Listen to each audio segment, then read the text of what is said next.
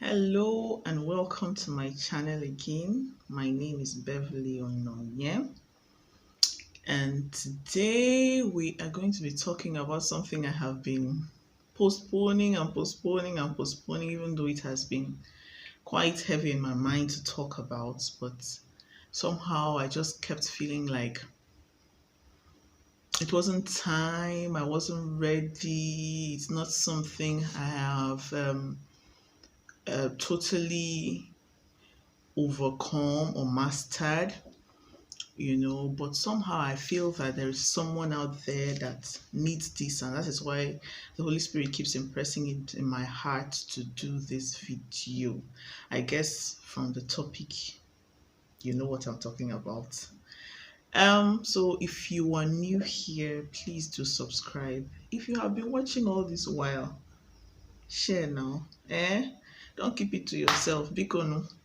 Let's spread the word. You don't know who knows you that needs this. Please do share with your friends and loved ones, and then subscribe, click on the notification bell so that you do not miss out on anything. In the meantime, welcome.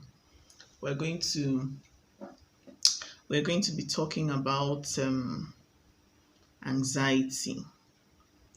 Um, like I said earlier, my talking on this topic doesn't mean I'm a master at it. I'm not a medical practitioner. I am by no means prescribing anything for you. I'm just telling you my story and what helped me. So please sit back, relax, and enjoy. And then leave your comments below and let me think. Let me know what you think. So, Hmm. I think looking back at my life, I would consider myself pretty much an anxious child growing up. But I think my first experience with anxiety was, to the best of my knowledge, was when I had my first child. I knew that something was up. I didn't know it was anxiety. I didn't know what it was until later on.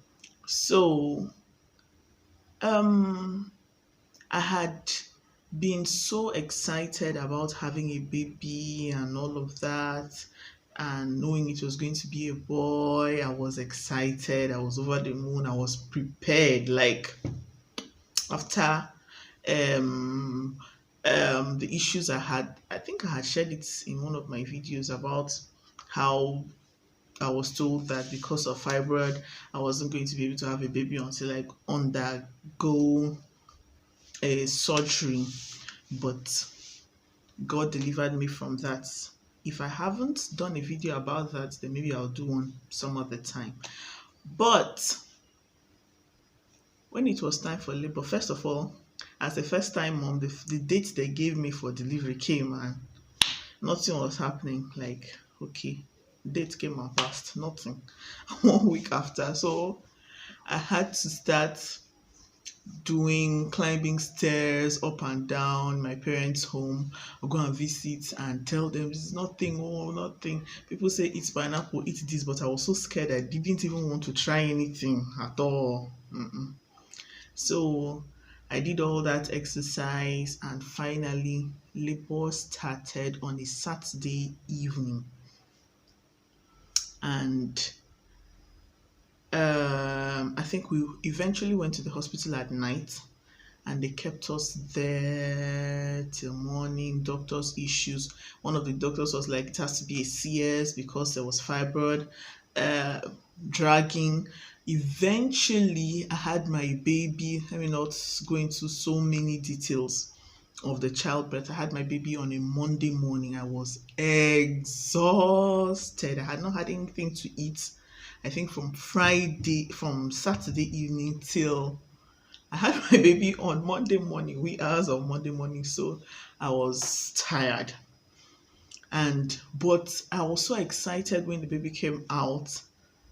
naturally, and that I felt pumped up like I could, no. Naturally, I think sometimes I feel that way I can do anything. It's not a big deal. But see me getting up from the bed to go out, and as I got to the door, I just slumped. I just saw myself on the floor. So, and that began a rough 1 month for me. Like, seriously, I had all the physical support I think I needed. In fact, more than the physical support I needed, because everybody was there. Like, everybody was there. My dad, my mom, my church members, my pastor, my husband, my everybody, apart from my sister who was at the time doing her masters. Everybody was there to, in the hospital. But then I couldn't, my baby was taken immediately from me, taken to the NICU, NICU, and nobody was telling me what the issue was. They just told me pack up a few things and bring, to the intensive care. And when I did, packed up a few things, took there, I couldn't move, of course, because I was so weak, and they had to use a wheelchair, push me. If you have been to National Hospital in Abuja, you will know the distance. I don't know how it is now, because this is like 9 years ago. Know the distance between the delivery ward, whatever it is called, and the neonatal intensive care unit. They are miles apart. So I went there, and they were like, oh, after sending the things to go and nurse the baby, on getting there, my baby was bare. Sorry, the light situation is changing here. My baby was bare, and I was like, why is the baby still just on diaper when I sent? And he had soiled himself. He had been crying, and they said he needed to nurse. And I went there and noticed that he wasn't eating. Checked him, and he was soiled. Oh yeah, well, now keep my picking things now. Everything was missing. So they had stolen every single thing I brought. Everything. We had to start afresh with bringing new things. And then I couldn't nurse the baby. I noticed that they were saying inverted nipples, blah, blah, blah. Trust nurses to turn everything into a joke and use it as an opportunity to insult you. So they said all manner of things. I was in pain. They had to use a syringe. They had to use a syringe to try to pull, oh my God, all manner of things. And then I was in pain.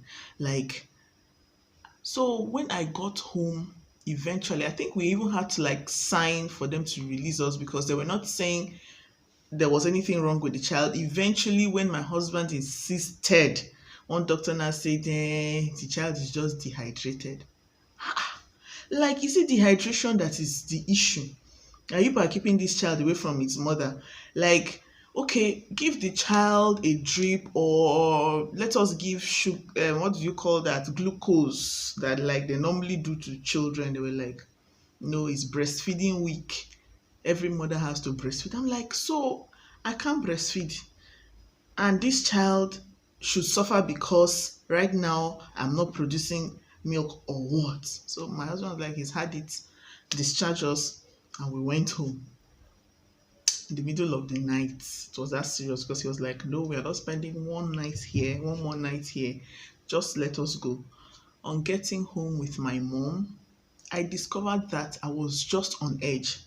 Like, anything would get me shaky. And in fact, the worst was when my baby would cry. Immediately he cried, I felt like I was going to die. I was going to pass out. I was just having panic attacks. I was so scared. I couldn't sleep on the bed with him. I could carry him, try to nurse him, and trust me, believe me, when this young man eventually started sucking, we could sit for 4 to 6 hours straight. It was, and I couldn't eat anything other than pap for 1 month. All the morning sickness things that I didn't have during the pregnancy came up after delivery, after the birth of the baby, and everything was nauseating me, every smell, all the food they cooked, and I just couldn't stand anything. The only thing that could enter my tummy by force, sometimes I would even hold my nose, was pap. I would just hold my nose and swallow as much as I could take, because my mom was like, you have to put in something to be able to nurse this baby, and that was the only reason I was even taking the pap in the first place. So I discovered that, and I couldn't just help myself. I was so nervous, I was so anxious, I was so out of sorts that I needed an answer what the issue was, but somehow I think after a while, I can't even remember how I overcame that. I can't really say. I eventually had to treat for malaria. One nurse told me I should treat for malaria. That was towards the end of the month, and I did. I treated for malaria, and after that, I think I overcame that situation. That was my very first experience with anxiety, and I don't think it was dealt with properly, because I didn't even know what it was. The second time I had that issue was when I also had my first cesarean section for my daughter, for my first daughter. And I think by that time I already had a clue, okay, maybe it was postpartum, so that's what they call it, postpartum depression I had with my first baby and all that. I was just anxious, especially when everyone left me to do anything and I was all alone with the baby. I didn't know how to handle it. But this one, I think I overcame it quicker, and I don't know how. I still do not know